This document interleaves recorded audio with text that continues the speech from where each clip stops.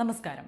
രാജ്യാന്തര അവയവ കച്ചവടത്തിന് വേണ്ടിയുള്ള മനുഷ്യക്കടത്തിൽ ഉൾപ്പെട്ടത് 50 പേരടങ്ങുന്ന സംഘടിത കുറ്റവാളി സംഘം.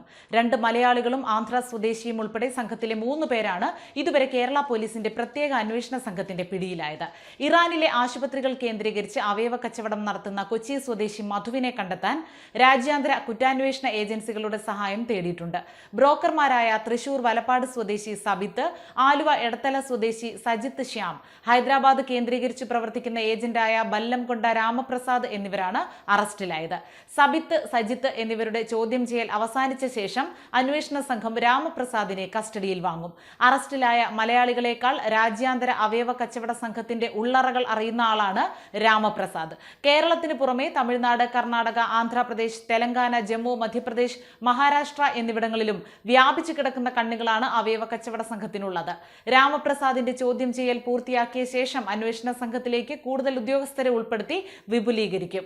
അന്വേഷണത്തിന്റെ 2ാം ഘട്ടം റാക്കറ്റിന്റെ ഭാഗമായ സ്ഥാപനങ്ങളിൽ കേന്ദ്രീകരിക്കും. ഇൻഷുറൻസ് കമ്പനികൾ, ആശുപത്രികൾ, ക്ലിനിക്കുകൾ എന്നിവിടങ്ങളിലും അവയവ കച്ചവട സംഘത്തിന് പങ്കാളികളുണ്ട്.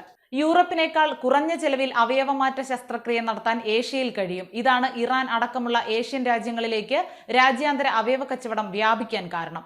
ഇറാനിലാകട്ടെ അവയവ കച്ചവടം കുറ്റകരവുമല്ല. മെഡിക്കൽ ഇൻഷുറൻസ് പോളിസി എടുത്തവരെ വിദേശ കമ്പനികൾ അവയവമാറ്റ ശസ്ത്രക്രിയയ്ക്കായി കേരളത്തിലെ ആശുപത്രികളിലും എത്തിക്കാറുണ്ട്. സംസ്ഥാന സർക്കാരിന്റെ മുൻഗണനാ പട്ടികയിലുള്ളവരെ പോലും പിന്തള്ളിയാണ് വിദേശികൾക്ക് കേരളത്തിൽ അവയവമാറ്റം നടത്തുന്നതെന്നും പരാതിയുണ്ട്.